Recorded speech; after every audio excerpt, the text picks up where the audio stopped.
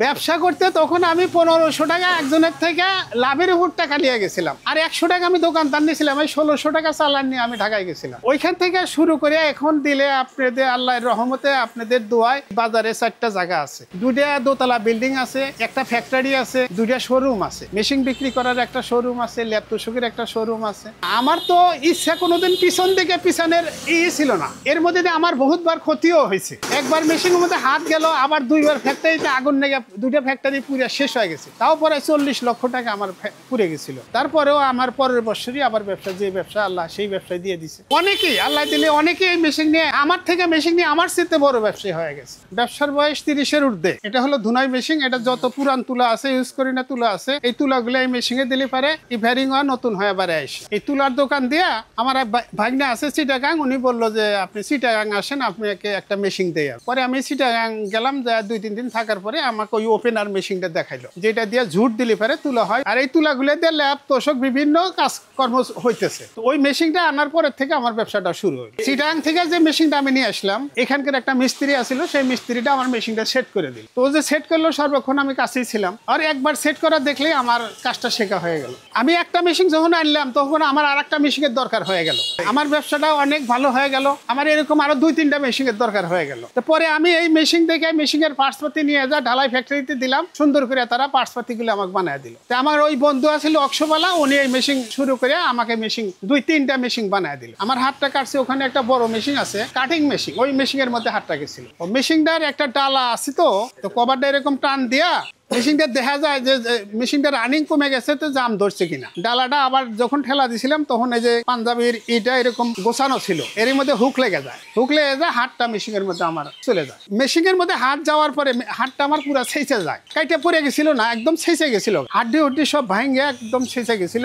Operation করে এদিকে ই করে দিচ্ছে। এটা হলো স্প্রিং মিলের কাটিং মেশিন। আমি যেগুলো মেশিন বানাই এগুলোতে হাত যাওয়ার মতো কোনো মেশিন না। আঙ্গুলের যতটুকু খাটো আছে তার চেয়ে মেধা আল্লাহ আমাকে অনেক বেশি দিছে। একজন ইঞ্জিনিয়ার আইসাও আমাকে যে কোনো কাজে ভুল ধরা পারবে না। আমি একজন মূর্খ মানুষ, কিন্তু আমি যেটা চোখ দিয়ে একবার দেখবো সেটা আমি করব। বা কোনো জায়গায় যদি কোনো মেশিন দেখে আসি, তার মেশিনটা দেখবোই ভালো করে, ওই দেখাটাই আমার শেষ। আমি মেশিনের সে বানিয়ে দিই। বিদ্যা ছাড়া অনেক কিছু করা যায়, মানে যে বিশ্ব ধরে বিদ্যা করে আইসে একজন বসে আছে, কাজ করতে পারতেছে না, ওই বিদ্যা খাটাতে পারতেছে না। কিন্তু আমার যে বিদ্যা সর্বক্ষণে 20-50 জন লোক খাটতেছে, তারপরেও এক্সেস আরো যদি 2-1টা ফ্যাক্টরি থাকে, আমি আর এই বেন দিয়ে আমি চালাতে পারবো। তা আমি তো এটাই প্রমাণ করি যে গরিব মানুষ বিদ্যা করতে পারতেছে না, বিদায় তার যে সামনে কোনো রাস্তা খোলা নাই তা না, হাজার হাজার রাস্তা খোলা আছে। বিদ্যা ছাড়াই সে অনেক দূর পর্যন্ত চলে যেতে পারে। আমি এই কাজগুলো করে দেখাইতেছি, বরং আপনারাও দেখলে এখানে আসেন যে আমি কাজগুলো কিভাবে করি। অনেক জায়গায় আছে যেরকম কাজের জায়গায় একটা লোক আসলে তাকে ঢুকতে দিবে না, দেখতে দিবে না, তা আমি ওই লোক না। আপনারা আসেন, দেখেন, আমি সব দেখাবো আপনাদের কাছে। আমাদের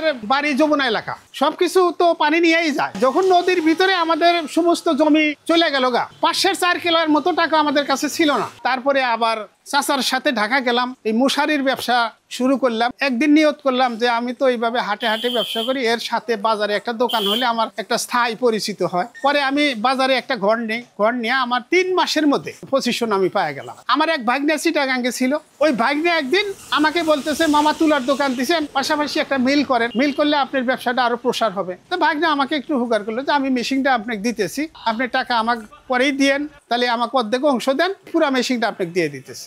মুরব্বী যারা আসছিল তাদের সাথে পরামর্শ করে ওনার সাথে ওনার ভাগনাকে শেয়ার বানাইলে উনি মেশিনটা আমাকে দিয়ে দিল। এই মেশিনের থেকে ব্যবসাটা শুরু করে 5 বছর পরে ভাগনাই বললো যে আমি আলাদা ব্যবসা করবো, আপনি জিলে দিছে, এগুলো আপনি দাম ধরে আপনি নিয়ে নেন। পরে ওইখান থেকে হিসাব পাতি করে ভাগনাকে ছেড়ে দিয়া এরপরে থেকে এই যে আমার ব্যবসা শুরু হয়েছে। ধুনাই মেশিন ছাড়া লেপ তোষক বানাইলে এটা ভালো হবে না। এই মেশিনে দিয়ে যদি তুলা বাড়ি করা যায়, তুলাগুলা পুরান তুলা নতুন হয়ে যায়, লেপ তোষকগুলা খুব সফট হয়, নরম হয়, এটা ব্যবহার করে মজা পায়। এখন আল্লাহ দিলে এই বাজারের মধ্যে 4টা জায়গা আমার, একটা মশারির দোকানের থেকে তুলার থেকে আমার এখন বাজারের মধ্যে 4টা জায়গা, যা দোতলা বিল্ডিং এ আছে 2টা।